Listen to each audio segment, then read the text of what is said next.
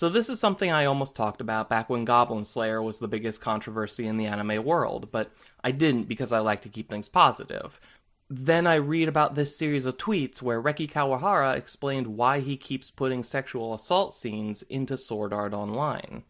And his reasoning is infuriating because he doesn't have one. There were scenes like this in the stories he read as a kid, so he figured he should just go ahead and put some in his own stories. And that is...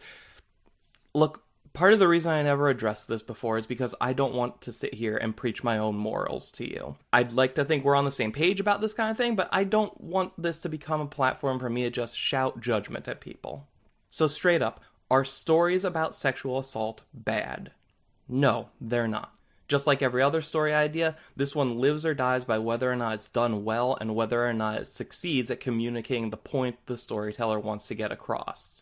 Every instance of it present in Sword Art Online is in fact bad, because it doesn't serve any narrative or thematic purpose, which now makes a whole lot of sense, because they were all just made with no goal other than to just exist. And what really sucks is that Sword Art isn't alone. The problem we keep running into, the thing that keeps happening, is that sexual assault keeps being thrown into stories without much thought to achieve a goal that could have been reached much more effectively by going about it in a different way. Look at Goblin Slayer. The main justification for including sexual assault is to make you hate the goblins, so that seeing them slaughtered by the Goblin Slayer has more of an impact, and that it tells you how dangerous the world is. A lot of fans also hold up the fact that the use of such dark and violent subject matter is a welcome change from what fantasy anime has been for the last few years. And wanting that kind of change is fine. There's nothing wrong with dark fantasy.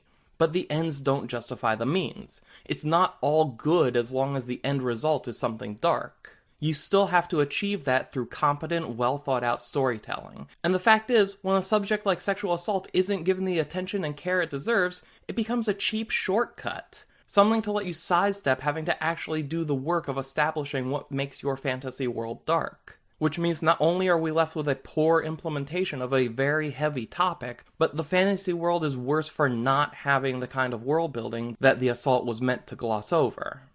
Just look at a show like Grimgar, which starts off just like Goblin Slayer. A group of rookie adventurers go out hunting and come across some goblins. It goes poorly and leaves the group traumatized. Only Grimgar firmly establishes the stakes of this fight before it happens. The group has no money and is running out of food, and the only way to get any more money is to kill monsters, which none of them have ever done before. But if they don't, they'll all starve to death in a few days. It's also established that goblins are the weakest monsters in this world, and they choose to gang up on a single goblin to make it easier. And boy, does it not work.